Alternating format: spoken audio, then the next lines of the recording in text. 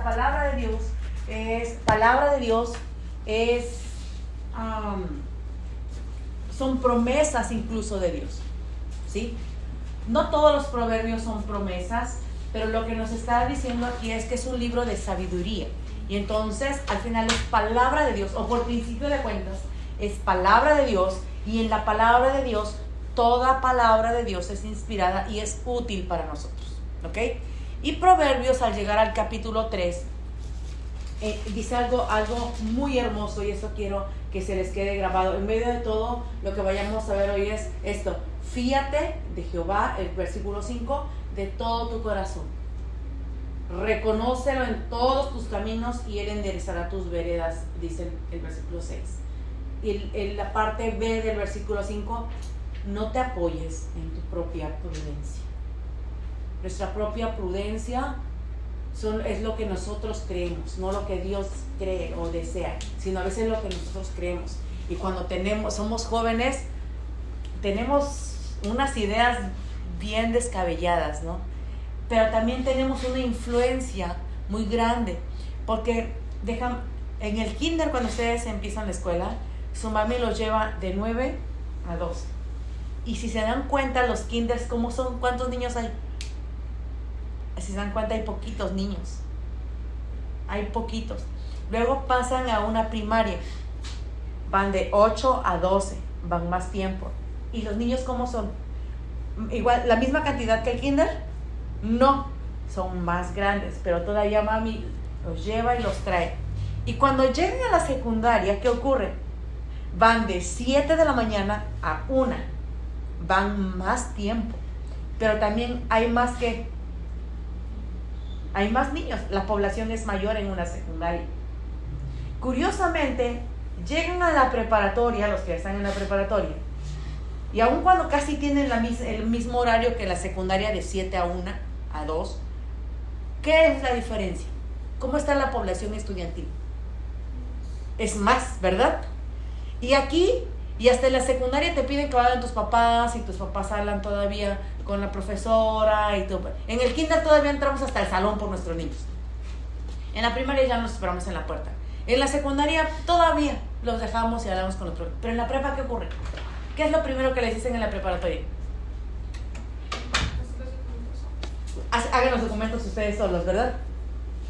Ya su mamá ya no va a hablar. ¿Cuántas veces ha ido tu mami a hablar en escuela?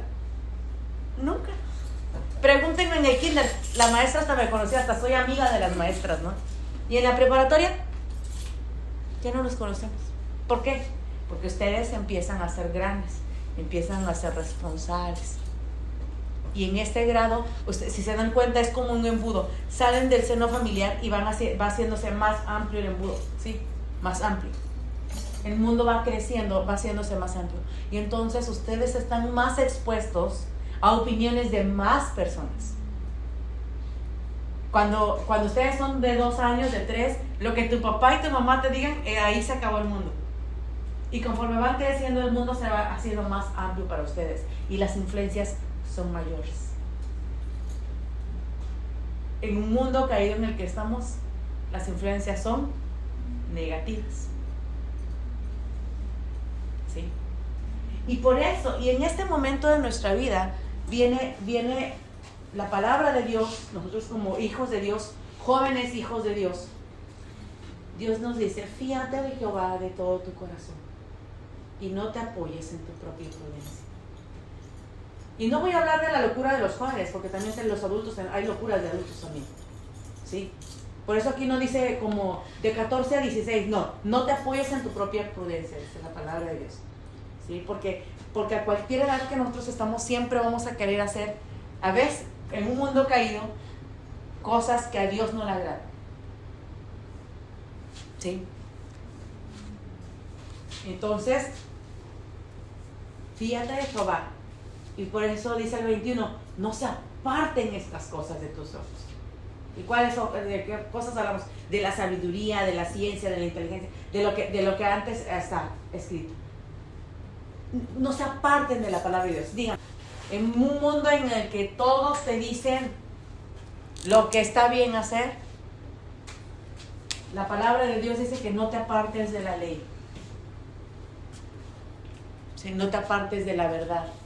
En un mundo caído, todo lo venden como verdad, pero no es verdad. ¿Saben qué hace Satanás? Todo lo que Satanás nos pone por delante nos los pone como si fuera verdadero, como si fuera, es más, apetecible a la vista. ¿Se acuerdan cómo era el fruto con el que tentó a Adán y a Eva? Era agradable a la vista. Jamás las tentaciones van a ser desagradables. Jamás no va a decir, y es que estaba tan horrible que me alejé de la tentación. Jamás va a ser eso. Robar, tomar algo que no sea tuyo, llama la atención porque si tomas algo que no es tuyo, puedes tener aquello que no puedes tener, que no es tuyo. Así nada más al alcance de tu mano está tomar algo que no es tuyo y ya lo tienes. Entonces, tus ojos siempre en la ley. La verdad, ¿se han dado cuenta del canto que hemos cantado? ¿Qué dice? ¿Qué dice el canto que hemos cantado? Deleítate en el Señor. No importa, cántenlo, ¿eh? No, si así se acuerdan, está bien. Deleítate en el Señor. Y es una invitación, ven, disfruta de la presencia del Señor. Y conforme tú disfrutes, Él te va a conceder las peticiones de tu corazón. ¿Sí? Entonces, dice los versículos del 21 al 26, serán vida a tu cuerpo, a tu alma, gracia a tu cuello, andarás caminando confiadamente, tu pie no tropezará, te acuestes y no vas a tener temor, tu sueño va a ser grato, no vas a tener temor del pavor repentino, ni de la ruina cuando los impíos vinieren, porque Jehová será tu confianza y Él preservará tu pie de quedar. ¿Sí? Es importante ver estas promesas de Dios. Miren, quiero que veamos, el mes pasado vimos a 3 personajes, Sadrach, Mesach y Abednego. Hoy vamos a continuar en el libro de Daniel y vamos a ver un personaje nada más. Daniel. ¿Qué saben de Daniel? ¿Alguien sabe algo de Daniel, muchachos? Vinieron unas personas y le dijeron al rey, ¿sabes qué? Que nada más, que en este tiempo no se ore a nadie más que a ti. Y el rey Daniel dijo, eso me gusta, vámonos. Y le pareció bien. Y entonces vinieron, no te respeta a ti, oh rey, ni acata el edicto que firmaste. El edicto decía de esta manera, para que cualquiera que en el espacio de 30 días demande petición de cualquier dios u hombre fuera de ti, sea echado en el foso de los leones. Y Daniel dice, el versículo 10, cuando el edicto fue firmado, entró en su casa y abiertas las ventanas de su cámara que daban hacia Jerusalén. ¿Qué hacía él? Exactamente lo contrario a lo que dice el edicto. Se arrodillaba 3 veces, oraba y daba gracias a Dios delante de su Dios. ¿Cuál es la última frase del versículo 10? Como lo solía hacer. Daniel era un hombre que tenía una vida disciplinada de oración. Era un joven, no sé cuán joven, pero joven fue llevado de su casa. A veces nosotros decimos, no, pues es que soy muy joven y nosotros tenemos muchas tentaciones. Daniel fue llevado, dice, algunos creen que fue llevado entre los 13 y los 17 años a Babilonia.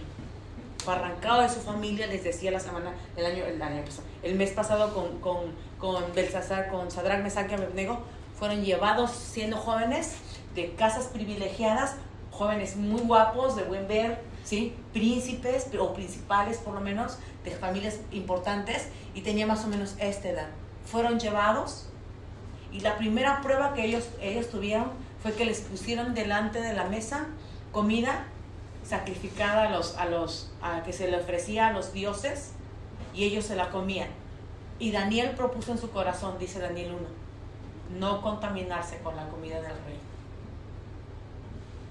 porque era comida sacrificada a los ídolos, y entonces le trajeron puras verduras. Entonces era un joven que, siendo joven y en una tierra extraña, se paró y dijo, yo soy un hijo de Dios, y aun cuando me estén dando los mejores manjares que me puede dar este reino, yo decido permanecer firme y fiel a mi